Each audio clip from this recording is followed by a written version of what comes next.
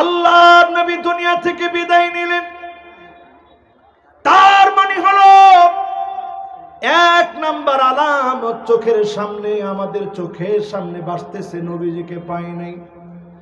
দুই নম্বরে আল্লাহর হাবিব বলেন সুম্মা ফাতহু বাইতুল মুকাদ্দাস, আবার বাইতুল মুকাদ্দাস বিজয় হবে ইনশাআল্লাহ। বলেন যুবকরা সবাই বলো ইনশাআল্লাহ।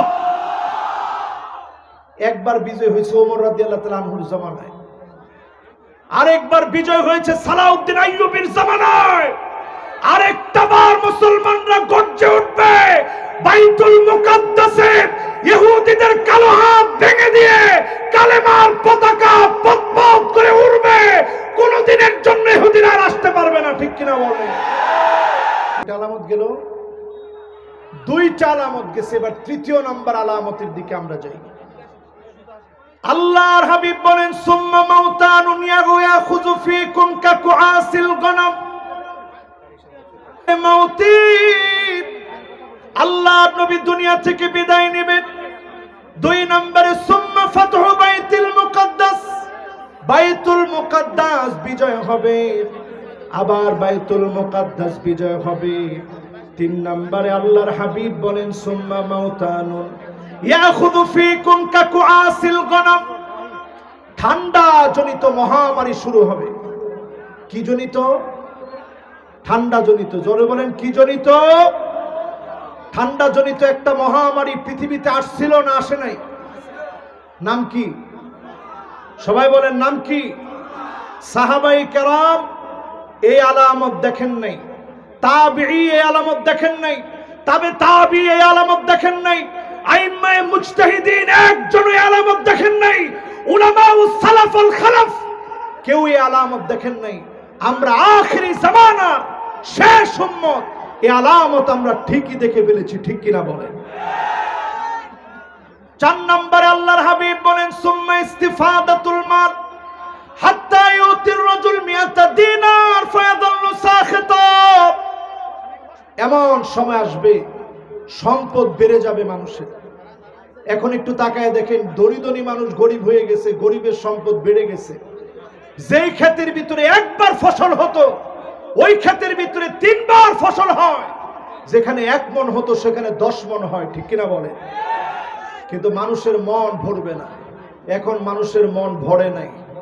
এরপরে 5 নাম্বার আলামত, সাহাবায়ে কেরাম এত সম্পদ পান নাই, তাবিঈরা এত সম্পদ পান নাই, তাবি এত সম্পদ পান নাই, আইম্মায়ে মুজতাহিদিন এত সম্পদ পান নাই।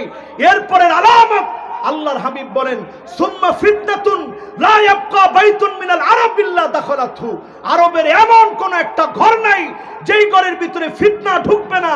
আজ সৌদি আরবের দিকে তাকায় দেখেন, ঘরে ঘরে নারীদেরকে স্বাধীনতা দেওয়ার নাম দিয়ে ফিতনা ঢুকে গেছে, ঠিক কিনা বলে? সারা আরবের ভিতরে ফিতনা ঢুকছে। বৃষ্টি শুরু হয়ে গেছে, আরব সবুজ হয়ে যাচ্ছে। লা তাকুমুস সাআ হাত্তা তাউদু আরদুল আরব মুরুজান ওয়া আনহারা, গোটা আরবটা সবুজ শ্যামল হয়ে যাবে, বৃষ্টির পর বৃষ্টি হবে, বন্যার পর বন্যা হবে, সব আলামত চলে আসতেছে। সর্বশেষ 6 নাম্বারটা বলার আগে একটা বিবাহ চালু হয়েছে, নিকাহে মিসিয়াত, টাকার বিনিময়ে বিবাহ। সৌদি আরবে নতুন এই বিবাহ চালু হয়েছে। আমার টাকায় আমি বিয়ে করব, যাকে ইচ্ছা বিয়ে করব। মহিলা নিজে টাকা দিয়ে বিবাহ করবে, ইউটিউবে দিবে, ফেসবুকে দিবে, টুইটারে দিবে, ইনস্টাগ্রামে দিবে। আল্লাহর হাবিব ঘুম থেকে উঠে বললেন ওয়াইলুন লিল আরব, ওয়াইলুন লিল আরব, ওয়াইলুন লিল আরব। আম্মা জান বললেন ওগো নবীজি, আমরাও কি ধ্বংস হয়ে যাব? আল্লাহর হাবিব বললেন হ্যাঁ, ধ্বংস হবা। ইদা কাসুরাল খাবাস, খারাপই যখন তোমাদের মধ্যে বেড়ে যাবে। হাদিসের শেষ কথা আল্লাহর হাবিব বলছেন সুম্মা হুদনাতুন তাকুনু বাইনাকুম ওয়া বাইনা বানিল আসফার ফায়াকদিরুন, 2022 সালে সংগঠিত হয়ে গেছে। আজকের হাদিস শুনেন, 1450 বছর আগে নবীজি বলে গেছেন খ্রিস্টানদের সঙ্গে মুসলমানের চুক্তি হবে। কাদের সঙ্গে? কোন খ্রিস্টান? অর্থোডক্স খ্রিস্টানদের সঙ্গে চুক্তি হবে, রোমানীয় খ্রিস্টানদের সঙ্গে চুক্তি হবে, রাশিয়ার সঙ্গে অলরেডি চুক্তি হয়ে গেছে। আল্লাহর হাবিবের হাদিস মোতাবেক এই হাদিসটা পুরোপুরি 2022 সনে আমরা দেখে ফেলেছি। ইরান চুক্তি করেছে, পাকিস্তান চুক্তি করেছে, উজবেকিস্তানে গিয়ে সবাই মিলে একসাথে বসছে। আলামত বলতেছে সারা ওয়ার্ল্ডের ভিতরে একটা যুদ্ধ লাগবে। কখন লাগবে? তাহতা সামানিনা কায়া, 80টা বড় বড় পতাকায় বিভক্ত হবে। তাহতা কুল্লি কায়াতিন ইসনা আশারা আলফা, 12,000 করে সৈন্য হবে। তৃতীয় বিশ্বযুদ্ধ পৃথিবীতে লেগে যাবে। আল্লাহর হাবিব বলে গেছেন, আজ এই মাহফিলে হাজার হাজার জনতাকে সামনে নিয়ে বলতে চাই, সময় বাকি নাই, প্রস্তুতি নিতেই হবে। মুসলমানের একটাই কাজ, আগামী দিনের জন্য প্রস্তুত থাকতে হবে, থাকতে হবে, থাকতে হবে। কারা কারা প্রস্তুত আছেন? দুহাত তুলে আল্লাহকে দেখা।